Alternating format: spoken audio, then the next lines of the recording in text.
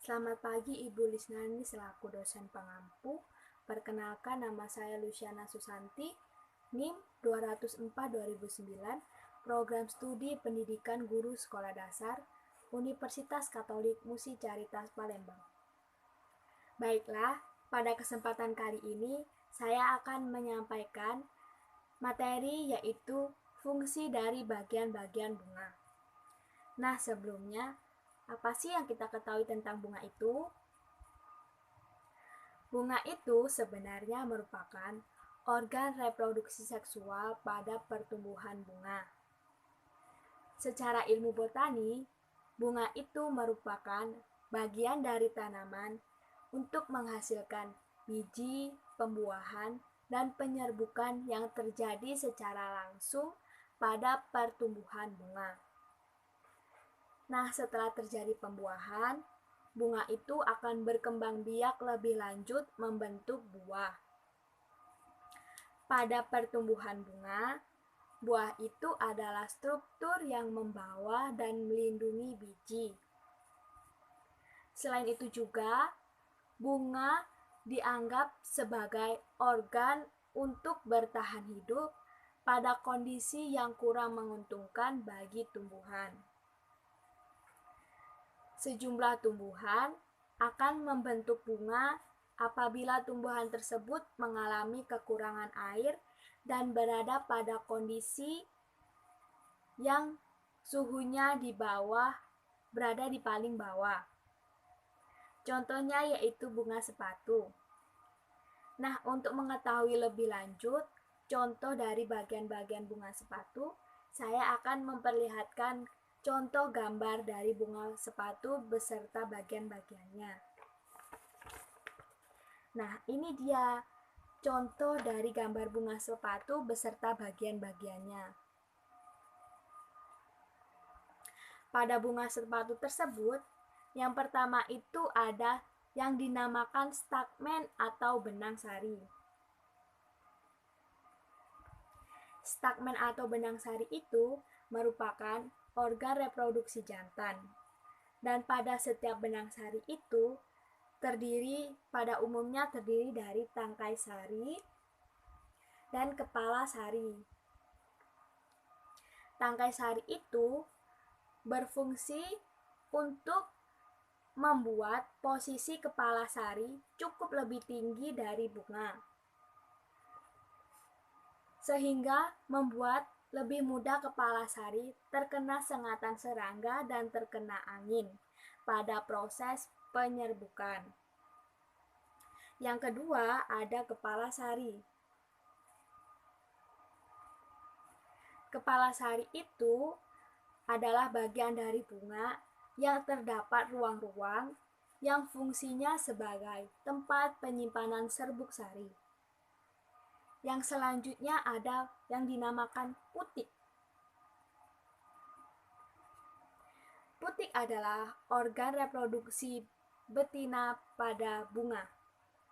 Pada umumnya, putik terletak pada bagian tengah bunga tersebut. Di putik itu terdapat bagian-bagiannya, yaitu stigma atau kepala putik. Stigma atau kepala putik itu posisinya berada paling atas dan paling ujung pada bagian kepala putik. Nah, yang selanjutnya ada yang dinamakan tangkai putik. Tangkai putik itu berfungsi sebagai alat untuk menopang dan meninggikan posisi kepala putik serta membuat mudah kepala putik bertemu dengan serbuk sari dalam proses penyerbukan pada tanaman. Yang selanjutnya ada yang dinamakan ovarium atau bakal buah. Ovarium atau bakal buah ini adalah bagian terpenting yang mengandung sel telur. Sel telur itu akan berkembang biak menjadi buah. Selanjutnya juga ada yang dinamakan bakal biji. Bakal biji itu berfungsi sebagai tempat pertemuan antara sel telur yang dibuahi oleh serbuk sari pada proses penyerbukan pada tanaman. Yang selanjutnya ada yang dinamakan kelopak. Kelopak itu adalah bagian terluar dari bunga yang berfungsi untuk menyelimuti dan melindungi mahkota saat masih kuncup. Bagian selanjutnya ada yang dinamakan mahkota. Mahkota ini memiliki warna-warna yang mencolok, dan hal ini juga dikarenakan untuk menarik perhatian serangga dalam proses penyerbukan pada tanaman bunga.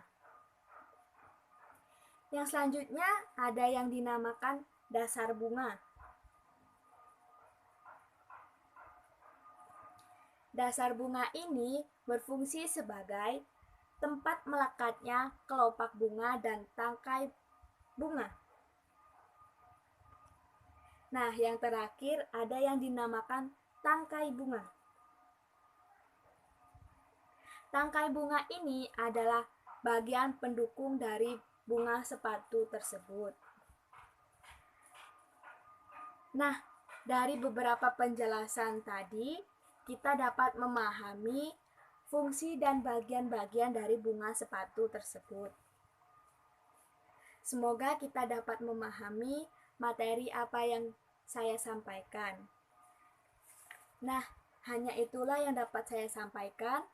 Kurang dan lebihnya saya mohon maaf, baik itu dari pengucapan kata-kata saya, baik itu dari pengucapan penyampaian materi.